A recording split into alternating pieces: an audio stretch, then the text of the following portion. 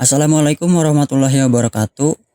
Kali ini kita akan mencoba mendemokan sebuah aplikasi yang bernama Sistem Informasi Akuntansi Persediaan Barang Dagang Studi Kasus PT Sumber Sinar Lestari. Pertama, kita harus menjalankan dulu SAM-nya.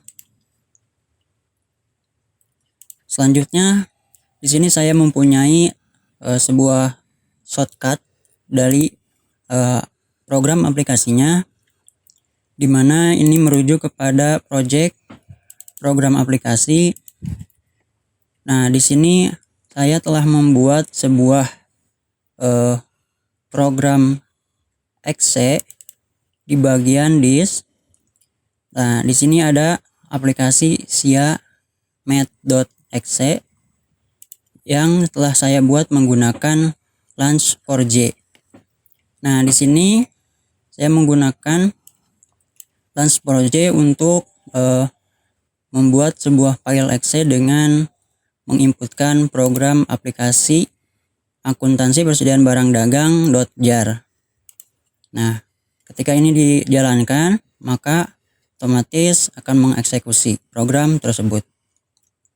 Nah, saya sudah membuat shortcutnya di bagian sini, bagian home. Cara yang pertama adalah dengan mengklik kanan lalu open atau double klik saja.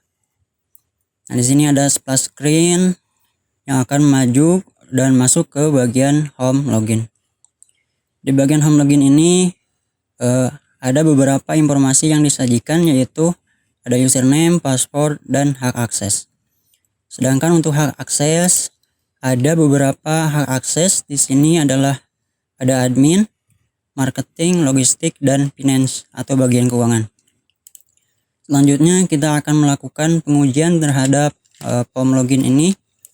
Yang pertama, kita akan mencoba login tanpa menginputkan apapun. Maka akan tertampil message bahwa data tidak boleh kosong. Selanjutnya kita akan mengisi hanya username saja, dan password tidak diisi, sedangkan hak akses juga tidak diisi. Maka akan tampil password tidak boleh kosong. Selanjutnya, jika password yang diisi dan sisanya tidak, maka akan tampil username tidak boleh kosong. Kalau username dan password diisi sedangkan hak akses tidak dipilih, maka akan tampil hak akses tidak boleh kosong. Selanjutnya, kita akan mencoba kalau seluruh inputan yang kita inputkan adalah gagal, maka akan tampil username atau password salah. Oke, kali ini kita akan masuk ke bagian user default, yaitu admin, dan password adalah 1234 bagian admin. Maka akan tampil di bagian home administrator. Nah, di sini ada beberapa komponen di bagian sini, di bagian navbar. Yang pertama adalah logo perusahaan, yang kedua adalah nama perusahaan, yang ketiga adalah status, bahwa dia adalah status user, administrator, lalu ada dashboard, lalu profil perusahaan, data karyawan, dan report. Di sini ada bagian toggle button untuk navbar. Lalu di sini ada bagian admin. Bagian admin, profilnya masih default. Lalu bagian sininya ada akun, ada logout, dan about. Nah, di bagian about ini sekilas tentang aplikasi ini adalah sebuah aplikasi di mana program aplikasi yang berjalan di sebuah platform sistem operasi yang berbasiskan Java. SIA atau Sistem Informasi Akuntansi merupakan sebuah software yang pengelola persediaan barang dagang pada sebuah instansi atau perusahaan yang bergerak dalam bidang perdagangan besar dan non-retail. Nah, aplikasi ini masih dalam pengembangan ya. Nah, di sini ada link, ketika diklik maka akan muncul di browser. Nah, untuk itu, untuk about sudah, di sini ada tampilan status di mana jumlah staf ada 5, jumlah karyawan ada 5. Selanjutnya kita beralih ke bagian setting profil perusahaan. Di sini ada bagian header untuk pelaporan, bagian report. Sini ada risalah akte untuk pelengkap dari perusahaan tersebut. Nah, di sini karena sudah di setel default fotonya. Nah, kita akan mencoba dalam settingannya. Misal di sini adalah PT Sumber Sinar Lestari Maju Mundur. Untuk seluruhnya kita biarkan saja, lalu kita tambahkan gambar. Untuk logonya sendiri saya sudah menyiapkan di bagian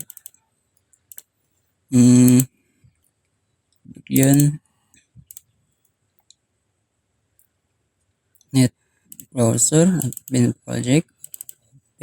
Nah, ini untuk formatnya sendiri bisa teman-teman pilih, ada JPG, PNG, JPG, GIF, dan bitmap, atau semua file atau semua format. Di sini kita akan coba menguji dengan PNG. Nah, maka akan tampil format PNG saja. Lalu kita open. Setelah dirasa cukup untuk perubahan-perubahannya, kita lakukan penyimpanan. Data berhasil disimpan. Nah, otomatis data terupdate. Untuk kali ini kita akan coba dengan nama asli perusahaan tersebut, PT Sinar Sumber Lestari. Kita simpan lagi. Nah, setelah profil perusahaan telah diupdate, maka kita akan mengolah data karyawan. Admin bisa mengolah data karyawan. Di sini kita akan mencoba memaparkan dulu tools yang ada di sini. Di sini adalah tools untuk penyortiran, baik itu berdasarkan kode, nama, alamat, bagian. Nah, di sini ada tools untuk mencari referensi bahwa di sini tuh bisa mencari ID, nama, alamat, telepon, atau bagian. Misal bagiannya hanya marketing. Nah, marketing sendiri bisa disortir berdasarkan apa, nama atau alamat atau kode. Nah, untuk mengembalikan kita klik X di sini. Nah, setelah tools kita paparkan, lalu selanjutnya di bawah sini ada tombol tambah, ubah, hapus, dan cetak kartu. Yang pertama kita harus mencoba untuk menambahkan data karyawan. Nah, di sini untuk membuat sebuah NIP harus diinputkan dulu tanggal lahir. Misal tanggal lahir. Selanjutnya kita klik go. Nah, maka tergenerate otomatis NIP-nya. Selanjutnya kita masukkan nama, alamat, telepon, bagian. Nah, di sini kita bisa lakukan penyimpanan atau bisa tambahkan dulu image-nya.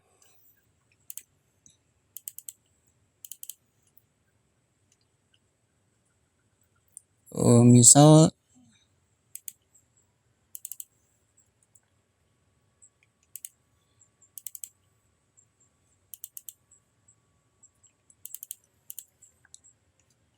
kita tambahkan image. Nah, selanjutnya kita lakukan simpan. Jika memang akan menyimpan, jika tidak maka lakukan batal. Karena ini kita akan menyimpan, kita coba simpan, data berhasil disimpan. Oke. Nah, di sini muncul otomatis untuk cetak kartu pekerjanya. Kita lakukan penyimpanan di sini, kita simpan di bagian sini, kita new folder untuk report. Kita simpan dengan nama kartu pekerja. Oke, kita close. Selanjutnya adalah tombol ubah. Kita akan mencoba mengubah data yang telah kita ubah. Kita bisa langsung double klik atau klik di sini. Atau kalau posisinya seperti ini kita bisa double klik atau kita klik icon ubah. Setelah itu kita akan mengubah namanya menjadi mungkin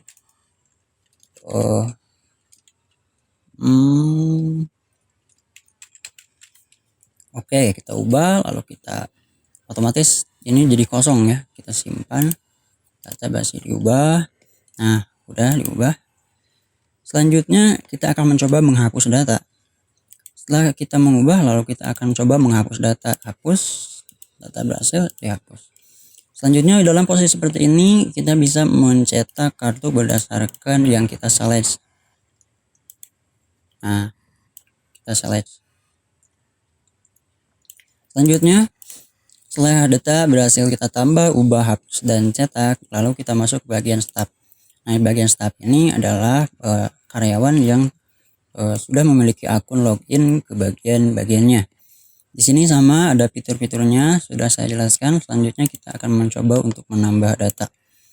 Nah, di sini adalah ID-nya, ada ID karyawannya 1 2 sampai 4. Kita akan coba ID 5 karena belum. Namanya adalah ini otomatis, lalu username-nya misal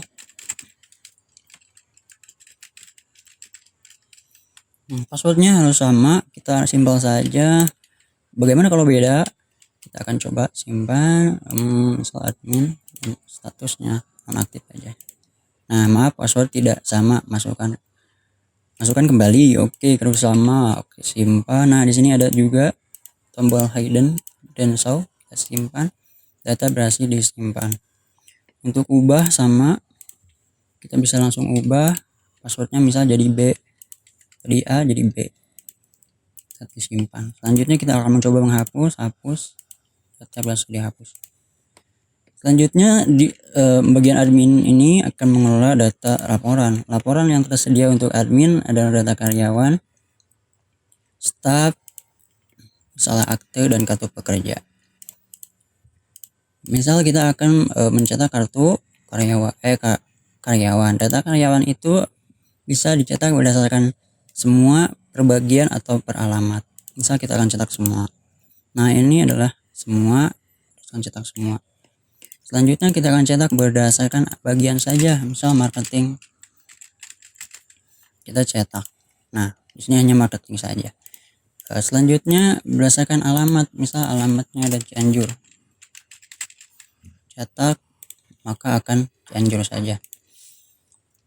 Selanjutnya untuk staf bisa dicetak berdasarkan hak akses atau status. Selanjutnya untuk risalah akte sama, cetak. Nah, ini risalah aktenya. Risalah akte. Lalu bisa kartu pekerja, misal ini bisa diulang berdasarkan kode, nama, atau bagiannya. Bisa kode, nama, bagian. Misal kita ingin cetak semua saja, cetak. Nah, sini akan ada cetak semua. Halaman 1, halaman 2, halaman 3, 4, dan 7. Oke, untuk bagian admin hanya segitu.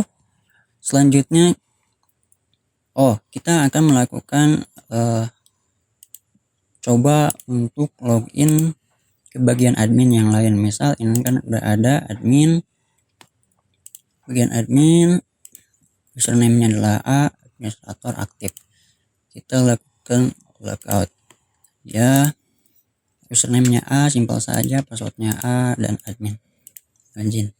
Nah, karena dia udah menampilkan profil, maka akan tampil profil dan username namanya, sedangkan ini adalah status. Oke, sama. Selanjutnya kita akan coba untuk login ke bagian satu lagi, ini adalah bagian akun. Bagian akun ini adalah untuk mengubah, menampilkan informasi dia tuh login sebagai apa, username, NIP-nya, nama, alamat, telepon, dan bagiannya. Ini hanya bisa mengubah password dalam admin tersebut. Sama, misal password lamanya adalah ini A, password barunya adalah B, mungkin ulangi password, misal passwordnya jadi C, kita simpan. Nah, bakal akan beda kan, maka akan coba ulangi konfirmasi password. Jadi passwordnya beda. Kalau password yang dimasukkan password lamanya beda, maka akan tampil password lama tidak cocok. Oke, saja kita akan coba setting dengan sama, data berhasil diubah. Oke, selanjutnya kita akan coba login ke bagian logistik dulu deh. Bagian logistik, kita masuk bagian logistik karena tadi udah kita masukkan, saya sudah setting bagian logistik adalah L dan passwordnya adalah A. Logistik simpel saja, kita langsung masuk ke login. Nah, di sini kita akan disambut dengan selamat bahwa nama Anda berhasil login. Oke, di sini sama untuk komponennya ada akun, logout, dan about. Di sini juga ada navbar, dan untuk status yang bisa dikelolanya berbeda. Ada dashboard, master barang, bisa melakukan pengadaan, lalu ada data supplier dan pelaporan atau report.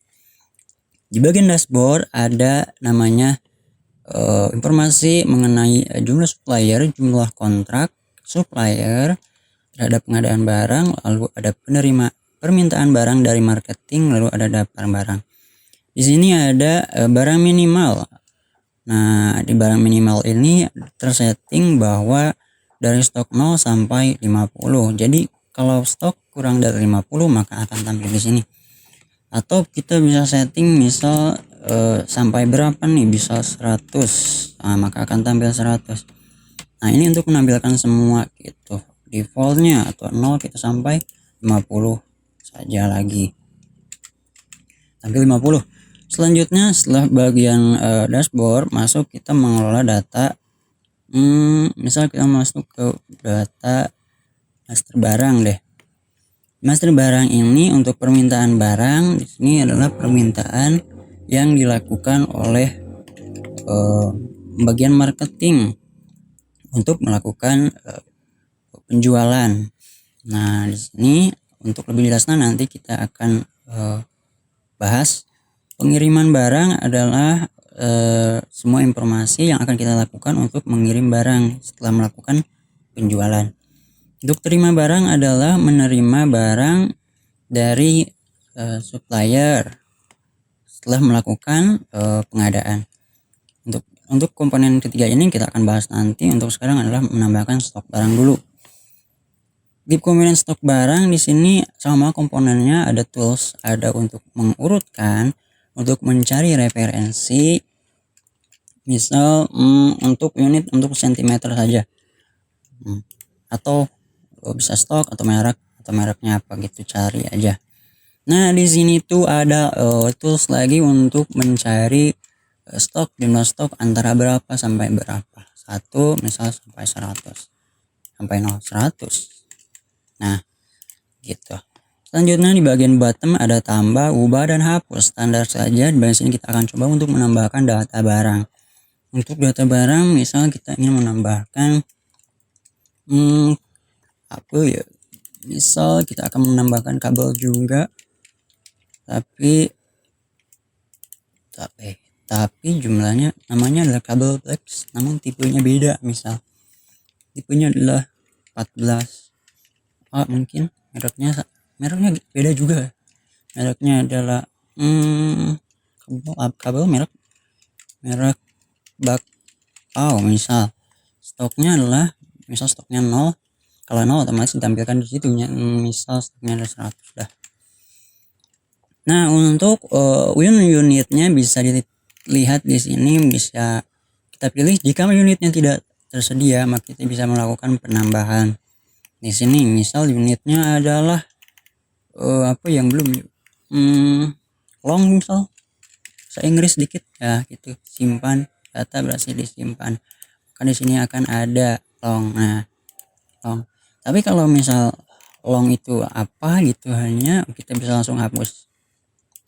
Nah, misal kita meter, nggak ada meter, meter gitulah, berarti per meter. Kita simpan, data berhasil disimpan. Oke, mana dia? Nah, ini nih. Nah, ini. Selanjutnya kita akan coba untuk mengubah. Misal seperti ini tampilan awal, atau double klik bisa. Atau klik di sini kita ubah. Nah, di sini kita ubah, misal terlalu panjang namanya, kita jadi segini gitu. Simpan. Data berhasil disimpan. Oke. Selanjutnya bagaimana untuk menghapus? Coba dah kita, karena lebar untuk dihapus semuanya, kita ubah, kita tambah lagi. Misal ini dah kita simpan default saja kosong. Nah, selanjutnya kita akan coba hapus. Data berhasil dihapus. Oke. Untuk stok sudah kita lakukan penambahan, misal segini saja. Untuk permintaan barang nanti, dan pengiriman barang juga nanti, terima barang juga nanti lah. Selanjutnya setelah barang ditambahkan, lalu logistik akan melakukan proses yang namanya penambahan data supplier dulu nih. Di sini sama, ini adalah untuk mengurutkan berdasarkan apa nih, kode, nama atau alamat sama. Di sini juga untuk mencari referensi sama juga. Selanjutnya kita akan mencoba untuk menambahkan data supplier. Nah, karena ini adalah non retail, maka ini akan mencoba membeli dari pabrikan besar, namanya misal PT Cahaya Permata gitu. Alamatnya misal jangan panjang-panjang lah, misal nomor telepon, faxnya, fax, email, misal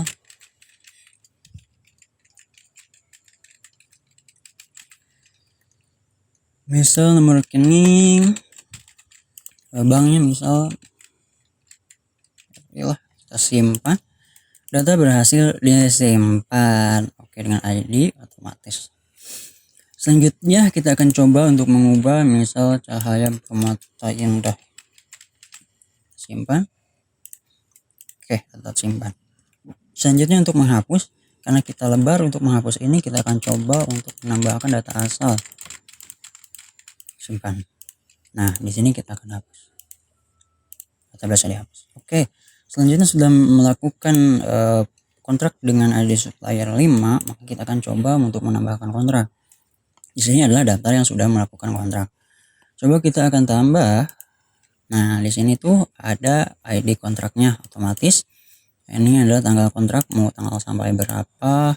ID supplier tadi kita coba adalah supplier, misal supplier 5 tadi teh, 5. Nah, di sini tuh ada, bisa klik di sini kalau banyak cari aja, sama di sini kalau banyak cari aja. Kita barangnya barang satu di pot, misal kita simpan tanpa menentukan harga, maka akan tampil harga beli kosong atau 0, harap periksa inputan Anda. Oke, jadi kalau kosong atau 0 maka akan tampil otomatis itu, maka kita harus isikan. Misal harganya adalah 20.000, berapa nih, 20.000 untuk kabel. Oke, kita tambah. Oke, data berhasil ditambah. Nah, ini adalah detail yang sudah ditambahkan. Mana yang tadi teh, ini supplier 5. Oke, unitnya centimeter. Lalu bagaimana untuk menambahkan lagi? Kita klik di sini tadi udah, atau klik, atau posisinya seperti ini, maka klik rincian. Setelah itu kita bisa untuk menambahkan kembali data misal 2. Nah, untuk data 2 kita bisa harganya misal jadi 10.000, kita simpan, ada 10.000. Nah, setelah itu bagaimana untuk misal kita tambahkan lagi, asal aja kita simpan. Nah, di sini bisa dihapus, hapus. Jika batal ya batal. Nah, setelah itu karena sudah tersimpan, lalu proses kontrak sudah. Nah, di sini ada untuk menghapus, karena ini lebar, karena sedikit inputan maka jangan dihapus. Oke, selanjutnya kita lakukan setelah kontrak terjadi, maka lakukan pengadaan. Pengadaan dilakukan ketika stok barang di bagian dashboard minim. Yang minim itu apa? Baterai lithium misal. Baterai lithium stoknya 16. Kita akan coba melakukan pengadaan baterai lithium. Nah, untuk kontrak baterai lithium itu yang mana aja? Baterai lithium yuk, supplier 1. Baterai lithium supplier 1 harganya 5.000. Kita coba kontrak ke kontrak 1. Pengadaan kita kontrak misal ini DP, saat bayarnya misal 2 bulan. ID suppliernya supplier 1 tadi punya supplier 1. Baterai lithium, wah sudah terotomatis, ada mixer dan ada baterai lithium. Kontraknya udah 2 kontrak, kita cuma mau beli baterai lithium aja. Berapa nih kuantitasnya, misal 100, kita tambah. Totalnya adalah sekian. Untuk diskon, mau ada diskon misal diskon 5%, atau bisa diinputkan di sini juga. TP nya misal 20.000, 30, 30.000, ada 300.000 gitu, 300.000. Kita cek dulu tadi tadi itu stok barangnya, atau bisa dilihat master barang, stok barang baterai lithium, stoknya ada 16. Kita akan tambah kali load. Oke, kita akan tambah 16, kita akan tambah oke, kuantitasnya adalah 100, berarti ada 116 nantinya. Kita tambah, seharusnya ada 116, 300.000 kita simpan, data basi disimpan. Nah, ini adalah total basinya 42 sekian. Nah, di sini ada packnya, tanggal push order, nomor push order, metode bayaran DP, terus bayar jatuh tempo, ID supplier, nama, alamat, nomor telepon, dan fax. Ini ada totalnya, rinciannya. Nah, ini ada subtotal, DP, diskon, DPP, PP, dasar pengenaan pajak, PPN 10%. Nah, ini total basinya. Nah, ini masuk ke detail status order. Mana yang tadi yang 6 masih dicek, karena ini harus dicek dulu bagian keuangan. Bisa batalkan nanti. Kalau kita membatalkan maka tidak terjadi proses transaksi. Bagian detail ini ada tombol detail untuk double klik. Nah, gitu. Bisa menghapus, bisa juga cetak. Nah, di bagian ininya juga ada sama tulisnya. Ini urutkan berdasarkan apa, cari referensi. Ini dari tanggal sampai tanggal berapa. Selanjutnya, setelah statusnya masih dicek, maka kita harus menunggu bagian keuangan. Setelah itu kita akan coba untuk bagian keuangan.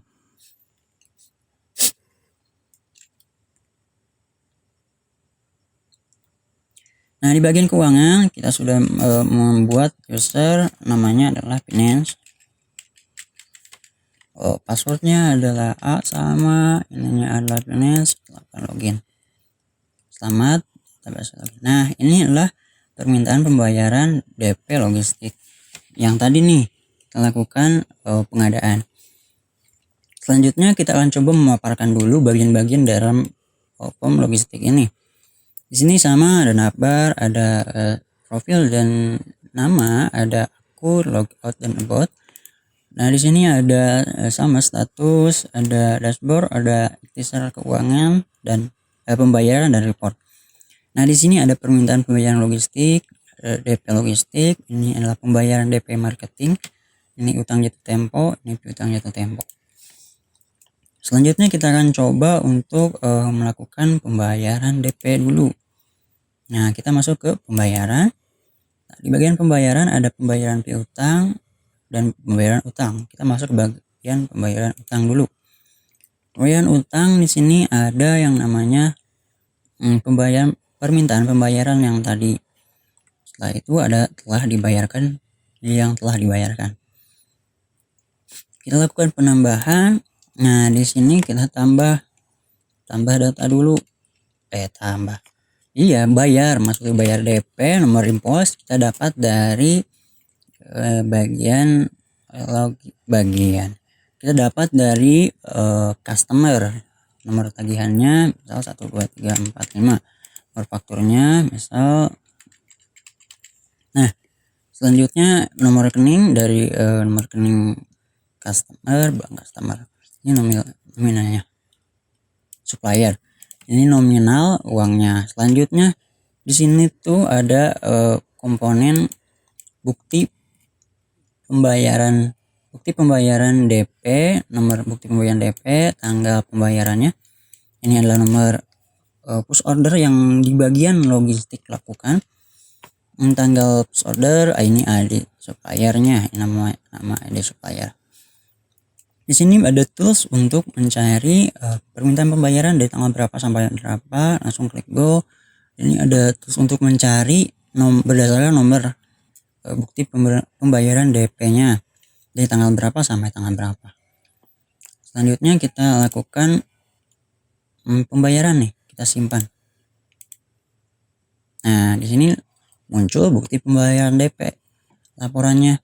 Nah, sama dengan tanggal bayar, nomor DP, nomor invoice, tanggal invoice-nya, nomor tagih, nomor PO, nomor tagihan, nomor faktur pajak. Ini komponen dari supplier. Nah, ini nominalnya. Nah, selanjutnya setelah ini dicetak sama, bisa dicetak, kita simpan nanti di bagian dashboard, misal di bagian report, cetak sebagai DP misal. Simpan saja. Nah, setelah itu komponennya bisa kita tambah nanti muncul ini, bisa kita hapus juga, bisa kita cetak sama. Setelah lakukan pembayaran, maka status di bagian ini akan menjadi DP. Udah dibayar DP statusnya. Agak segini. Setelah dibayarkan, maka bagian finance akan menerima tanda terima kwitansi dari terima kwitansi dari bagian dari supplier. Nah, sebelumnya kita harus terima barang dulu. Setelah diterima maka akan mendapatkan tanda terima kwitansi. Kita terima dulu barangnya, kita tambah sama, tambah, hapus dan cetak. Nah, tadi itu adalah push order 6. Nah, bate lithium. Nah, di proses ini barangnya adalah 16, ketika diterima barang 100 maka akan bertambah. Nah, ini adalah komponen nomor bukti terima barangnya, tanggal terima, nomor PO-nya yang tadi 6, bisa dicari di sini juga. Nomor tanggal PO, ini ID supplier, nomor supplier. Jadi kita simpan, nah data base disimpan. Nah, di sini adalah bukti terima barang. Bagian logistik diterima oleh siapa. Komponennya di sini komponen bagian terima barang, ini bagian supplier. Bisa dicetak lagi, cetak, nanti simpan. Oke. Selanjutnya adalah kita lihat dulu stok barang nambah jadi 116 dari 16. Setelah barang diterima dan juga nah, ini daftar utang, karena utangnya daftar utang masuk ke bagian dashboard juga nanti deh, daftar utang, terima kwitansi, ini daftar utangnya. Daftar utang bagian finance dulu deh untuk report, bagian logistik ini report. Nah, bagian utang jatuh tempo, coba kita cetak dari tanggal sampai tanggal 30. Tidak ada, berarti harus tanggal jatuh tempo. Setelah terima kwitansi, kita akan ditambahkan daftar utang. Kita akan coba untuk ada tambah, hapus dan cetak. Coba akan menambah data. Tadi tuh kita terima di master barang, terima barang adalah nomor BTP-nya, bukti terima barangnya 6. Bukti terima barangnya adalah 6. Nah, ini ada 6. Selanjutnya nomor kwitansi kita dapat dari customer. Nomor kwitansinya adalah misal 5. Nomor tagihannya, nomor kwitansinya misal 2 dah. Nomor faktur pajaknya. Nah, tanggal jatuh tempo, nomor tagihan, nominal DP yang dibayarkan. Nah, hisap pembayarannya ini. Hisap pembayarannya kita terima dulu buktinya, bukti tanda terima kwitansi. Nah, kita lakukan penyimpanan. Data berhasil disimpan. Nah, ini bukti pembayaran. Nah, bukti ini kita cetak 2. Kita simpan kepada kita sendiri dan kita berikan kepada supplier. Nah, di sini tidak akan dibayar tanpa menunjukkan tanda terima kwitansi. Ini DP-nya, ini sisa pembayarannya. Terimanya dari supplier mana. Nah, setelah kita terima kwitansi penagihan dari customer, di sini akan ada daftar yang sudah kita terima. Kita langsung cetak juga. Nah, setelah itu bagian logistik untuk bagian pengadaan barang selesai. Sampai di situ karena barang sudah diterima dan stok bertambah. Selanjutnya untuk transaksi akan berlanjut di bagian pembayaran. Setelah diterima, maka akan melakukan pengeluaran bank. Nah, di pengeluaran bank ini kita cari dulu ya nomor bukti pembayaran BPDP, bukti pembayaran untuk mencari bukti pembayaran bank. Nah, di sini ada tambah, ada hapus, ada cetak. Kita tambah. Nah, tadi nomor TTK-nya adalah 5 yang tadi.